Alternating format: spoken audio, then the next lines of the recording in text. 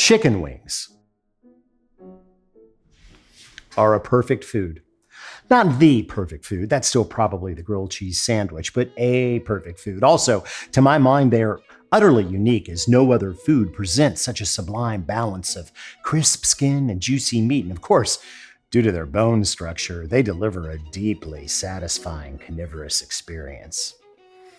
I really want to devour all of these right now, but I know how you guys all are about chewing sounds, so I will delay my gratification for your betterment. Oh, if you happen to be a fan of mine, you might be shocked to discover that these particular wings were produced with a device called an air fryer. I say shocked because I have made my thoughts and feelings regarding air fryers a matter of public record. I hate air fryers, if for no other reason but that you can't fry in air, as by definition, frying is to cook in hot fat or oil. To suggest that the convective flow of hot air could replace oil is just no. But I realize these devices have become so popular that to ignore them is to risk fading into irrelevance. So, let's just get this done, shall we?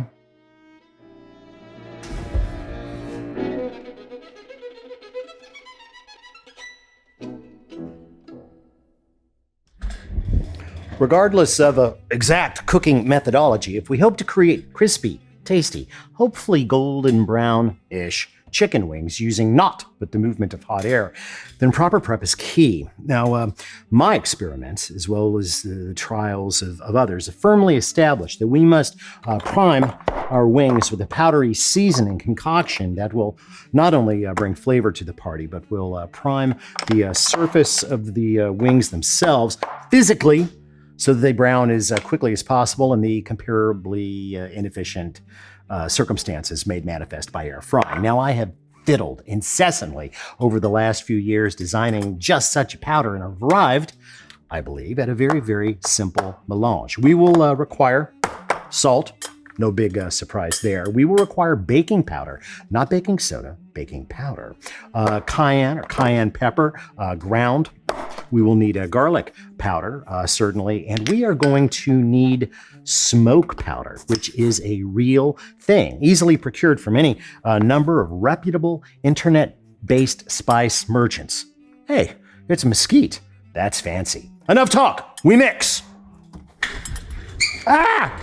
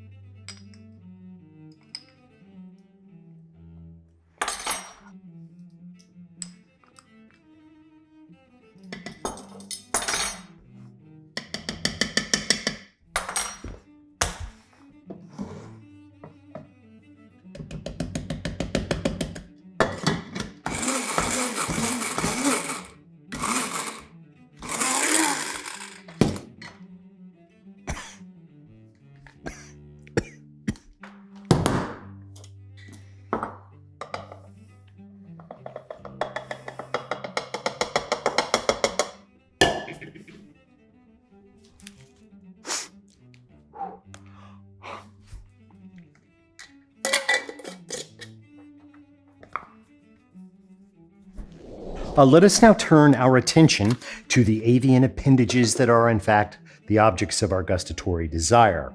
Behold.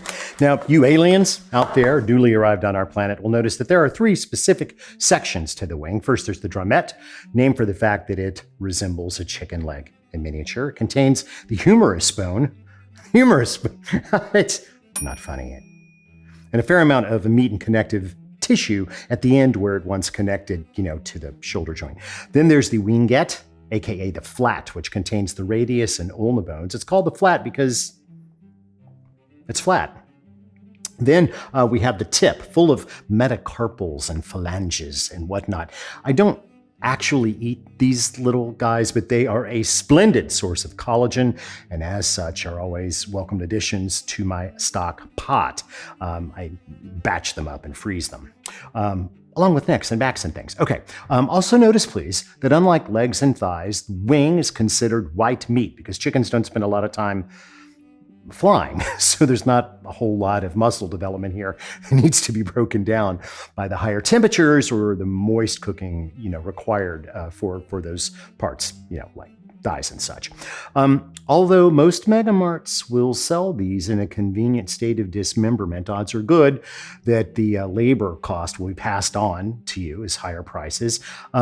Also, the work probably won't be done terribly well, and they won't give you the tips. And we want our tips. So I think that as far as butchery goes, this couldn't really get a whole lot easier. In fact, I don't even use a knife for a few reasons. I like knives, but I've been using scissors since I was a kid. And if you use scissors, there's no cutting board to clean up. Unfortunately, I can't open the drawer because I have chicken hand. Cut. I washed my hands, I got my shears. Notice I'm using kitchen shears that have kind of micro serrations. They could cut through bone, but I don't want to. I want to cut through joints. So, and also notice here, I have a bag standing by. This is for my tips, my wing tips, to freeze them. And I've also have taken the lid off of my seasoning powder so I don't take any chances of cross-contamination. Thinking. All right, let's cut. So very, very simple. The first thing I'm going to do, you could go through and do one cut of everything, but there's no reason to handle things so much. So I'm just going to look at where the joint, I can feel that joint there, and then I just cut through it. And actually, I should just do that part over the back. I will next time. The same here with the drumette. There's a little bit more meat involved, right? I'm going to go right up through there, and I know where that joint is. And I just cut through the joint. Those pieces are where I want them to be. So again, tip first, let's cut over the bag. That makes me feel very assembly line. And back over, cutting through the skin. I find it's easier to hold on to the flat than it is to the drumette for this. Doesn't really matter. Tip. And then you could cut, by the way, through this part, but I find it a little trickier. I always go right up through that piece of skin, which lets me trace right up to the joint like that. That'll be a nice meaty drumette. Now you'll notice here I have a total of 8 wings, which weigh about 2 pounds and 4 ounces. But since the average wing tip weighs right at 13 grams, that means that I'm going to end up with 2 pounds of flats and drumettes, which is perfect for my test because the devices that we are going to be testing, we're just going to run 1 pound at a time. Not that that's enough to feed a kindergartner. Honestly, I can eat, well, it doesn't matter what I can eat. There we go. And up through the fat, trace up the line to the joint. There we go. There. Now, I don't think that I have contaminated this hand. Chicken hand, non-chicken hand. So I'm going to scoot that over. Let's go and get our powder and go ahead and we'll season. Now, I've got 2 pounds here. We've got 2 pounds here. So ideally, we'd be talking about 2 tablespoons. I don't know that I'm going to be able to get that much in here. Stay there, stay there. Not quite 2 tablespoons there. Doing this again. This would be a lot easier if I could pick up this container. I'll plan this better next time. I'm going to call that 2 tablespoons. And toss to combine. There. Again, keeping this hand clean.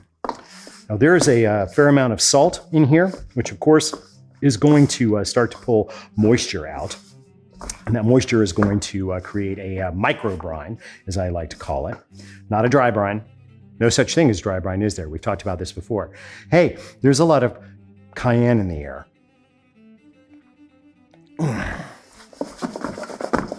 There. But some other things are going to happen because of the ingredients in this rub, specifically the baking powder, which we'll get to. There, to the fridge. Transfer your wings to a rack over, say, a quarter sheet pan and refrigerate in the lowest possible section of your refrigerator, uncovered, for at least 8 hours. Overnight would be better, and frankly, I sometimes leave them in here 2 days. Now, does having raw, uncovered poultry down here pose a potential danger? Yes, it does, but such is the price that we pay for frying with frickin' air instead of hot oil like grown-ups. Jeez.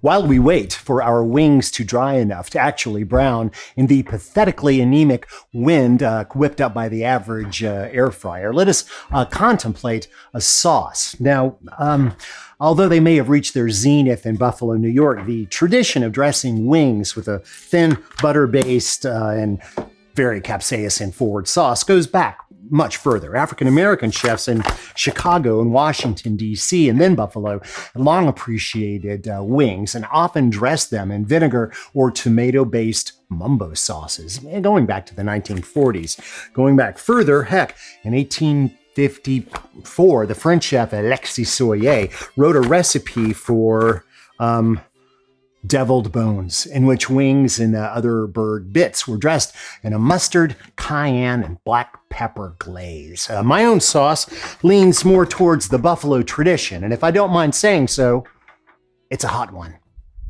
All right, fetch down your favorite small but relatively heavy saucepan. Add 8 tablespoons of unsalted butter. That's a stick. And you want to have this already cut up because it'll melt faster this way without any of it burning, hopefully. Add to this 2 ounces of your very favorite hot sauce. Now, I'm using Frank's because I like Frank's. Some of you may not. It doesn't matter. Just use whatever you like. Also, a tablespoon of white distilled vinegar, teaspoon each of dark brown sugar, and ground cayenne. And yes, we've already got cayenne in the chicken powder, but I want more. Half a teaspoon each Worcestershire sauce, always delicious, wasabi powder, and kosher salt. And finally, quarter teaspoon of dry mustard, which is mostly going to act as an emulsifying agent, which we need because there's a lot of butter and water here. So low heat, and just whisk until the butter is melted and everything comes together into a smooth sauce. Do not, I repeat, do not let it boil. Okay, this looks good. Go ahead and kill the heat. Let this cool down for 10 to 15 minutes. And if you happen to walk by a few times, give it a whisk, because that will help the sauce stay together as it cools. Then either devour it immediately with whatever you want, or seal it tightly in a jar or deli container and refrigerate. Since it is essentially a compound butter, it will set up solid, so make sure that you got it in something you can spoon out of.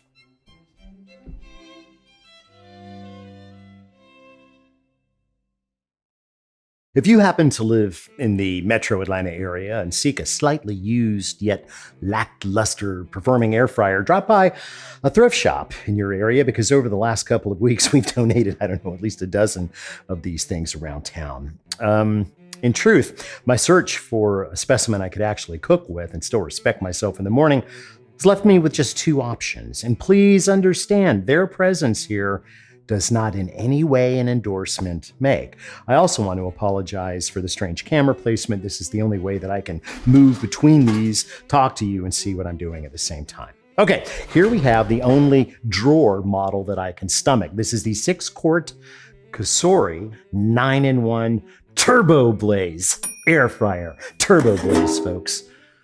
Turbo Blaze.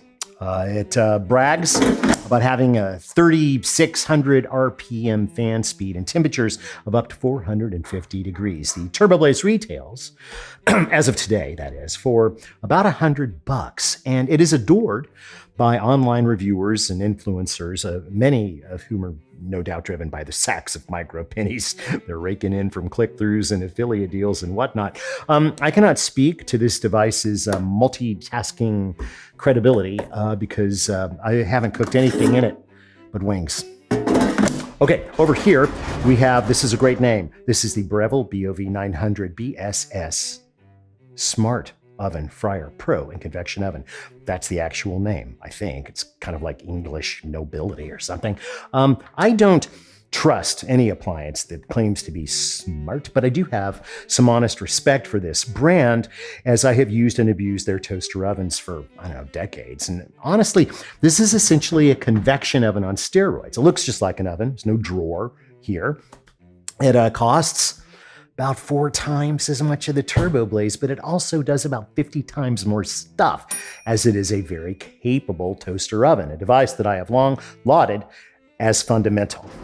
All right, now we are going to cook just a measly pound of wings in each, and we're going to use each machine's top temperature.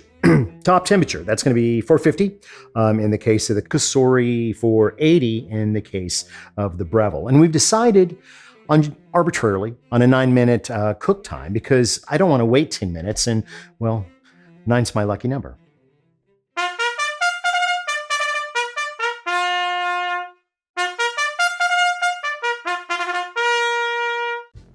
All right, so most of these, all of these machines require a preheat period, but I have to say that they're not always kind of like organically organized as far as their touchscreens can be. Okay, okay, good. All right, fine. All right, it's been 12 hours. These are bone dry, exactly what we want if we want to get any crispiness out of the air frying situation. Oh, and some of you are probably wondering, couldn't I have set up one of my little USB chargeable fans in here to speed up the process? Yeah, I forgot to charge it. Okay, bye. All right, when the machines are both completely preheated, the instructions say to hit the wings with a little no-stick spray, which I really don't like because it goes everywhere, including the lens. So going ahead and getting this into the Breville, and it automatically seems to start on its own. Good.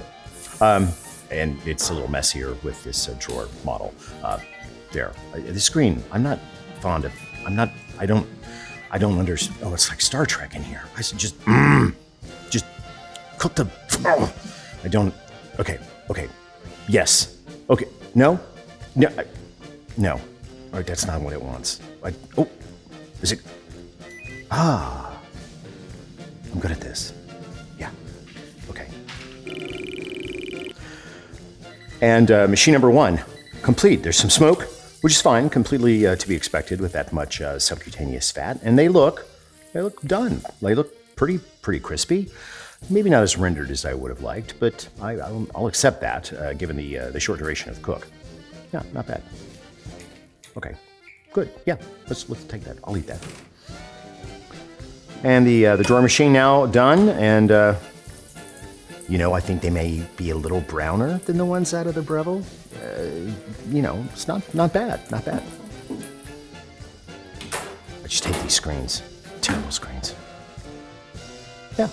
Look at those. Yeah, not bad for, less than, it's like 10 minutes. Good, yeah.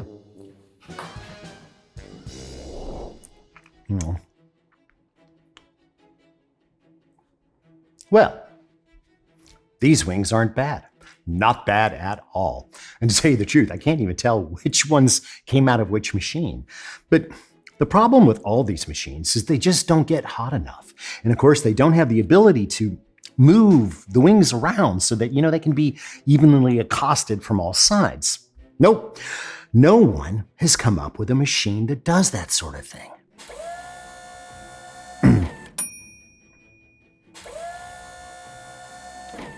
Little toothless? Oh, you wouldn't be interested in that.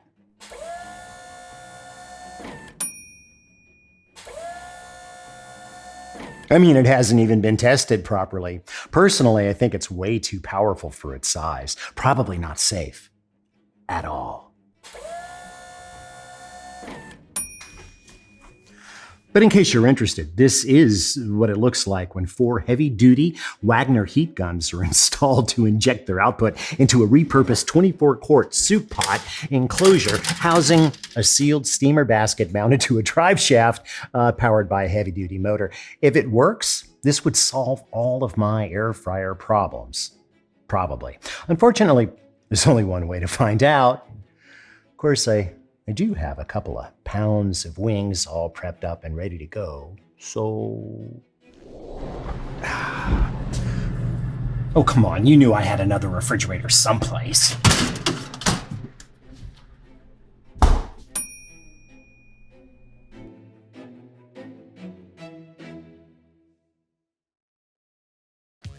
Well, I'll admit that loading this machine is not maybe as easy as loading some of the others. Of course, if it was facing me, that would be easier, but it'd be hard to see. So we've built a little latch onto the closure, and that's literally just a pasta insert. I'm going to turn this on, just slowly set that motor in motion. That looks like a good rotation rate. Yeah. We could go faster, but it's not a dryer.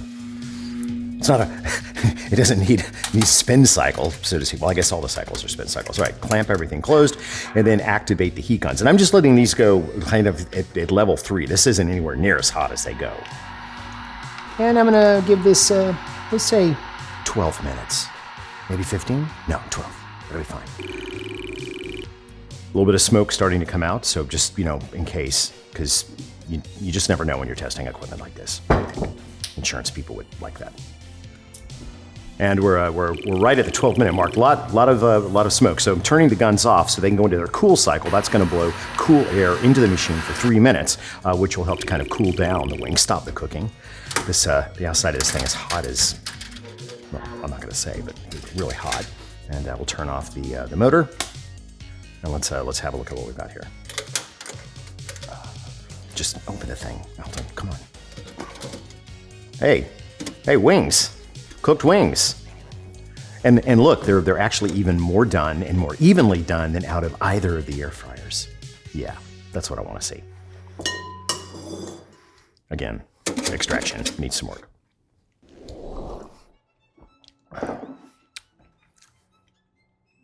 Now that's a great hot wing.